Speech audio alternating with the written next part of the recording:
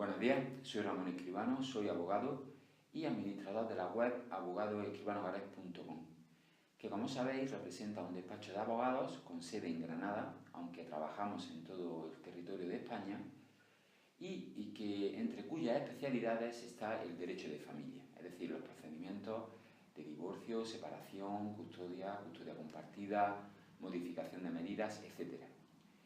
En este vídeo vamos a tratar de responder a una pregunta que nos han dejado en nuestras redes sociales y que es muy interesante y por ello creemos que puede tener una afectación importante y puede servir a muchas personas. Nos referimos a qué pasa cuando se dicta una sentencia de divorcio y se establece en esa sentencia de divorcio una pensión a favor de los hijos. Y no obstante, el obligado a pagar la pensión interpone un recurso de apelación contra esa sentencia y solicita que o bien se reduzca la cuantía o bien no tenga obligación de pagar ninguna pensión, porque, por ejemplo, pide una custodia compartida. ¿Se tiene que pagar esa pensión durante la tramitación del recurso de apelación? Seguidamente lo vamos a explicar.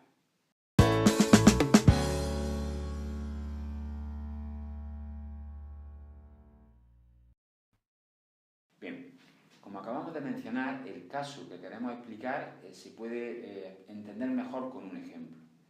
El ejemplo es el que hemos anunciado al principio del vídeo, es decir, en una sentencia de divorcio se establece que uno de los progenitores tiene que pagar una pensión a su hijo.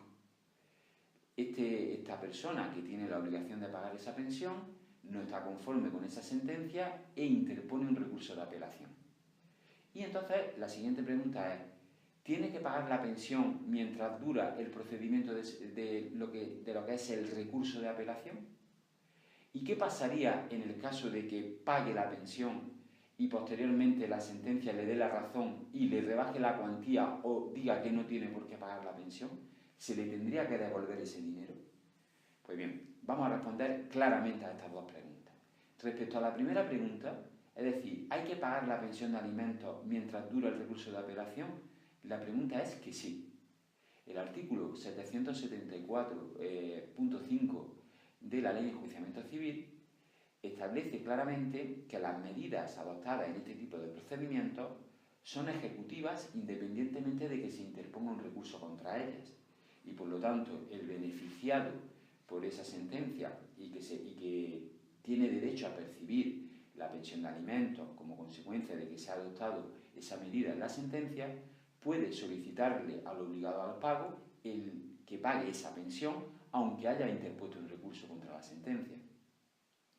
Esto es así e incluso entendemos que cabría la posibilidad de interponer una demanda ejecutiva reclamando esa pensión en caso de que el obligado que ha recurrido a la sentencia pero sin embargo no pagara la pensión. Es decir, es una medida que efectivamente se puede solicitar por el beneficiado y que tendrá derecho a percibir la pensión durante la tramitación del recurso.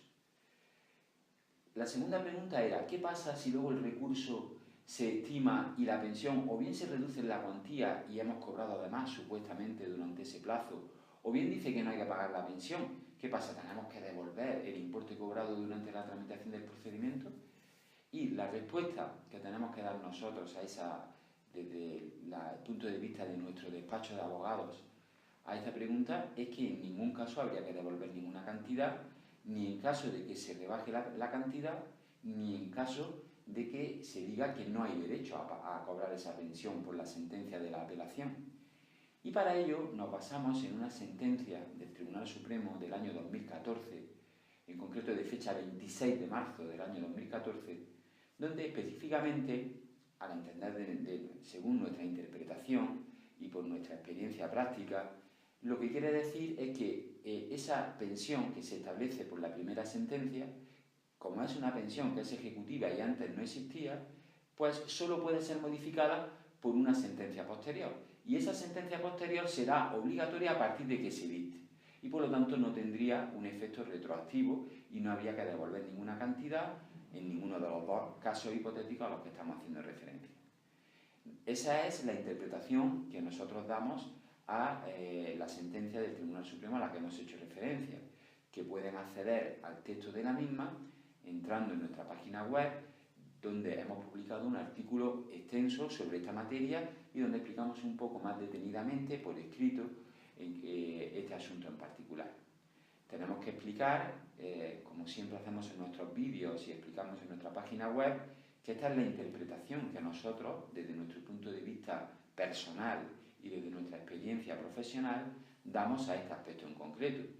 Tenemos que advertir, como siempre, que la última palabra en todo este tipo de casos lo tienen los tribunales y que cada caso en concreto hay que estudiarlo previamente antes de decidir si ejecutar o no la sentencia antes de que se dicte la apelación o si directamente puede concurrir o no en un caso en concreto las explicaciones que tanto en este vídeo como en otros vídeos explicamos sobre los asuntos que difundimos por nuestras redes sociales y difundimos por internet.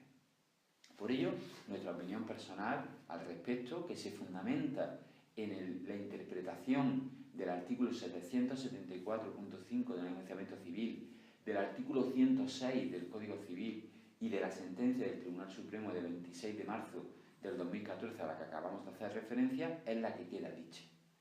Y por lo tanto entendemos que sería de aplicación esta forma de actuar en este tipo de casos.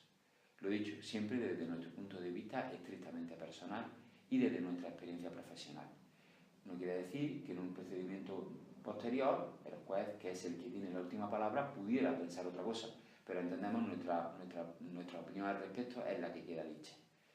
Espero que el vídeo les haya interesado, que le haya aclarado esta duda, sobre todo a las personas que nos han dejado su comentario en nuestras redes sociales. Y para terminar, como siempre, comentar que nosotros en nuestro despacho de abogados ofrecemos a cualquier persona que esté interesada el servicio de primera consulta gratuita de carácter telefónico. Pueden llamarnos al teléfono que aparece en este vídeo o a través de nuestras redes sociales y contarnos su caso. Estaremos encantados de, una vez que sepamos su caso, de que le podamos ofrecer una viabilidad al mismo, hacerles llegar además un presupuesto gratis y sin compromiso con el coste que le supondría contratarnos para hacernos cargo de su defensa. Sin más, hasta el siguiente vídeo.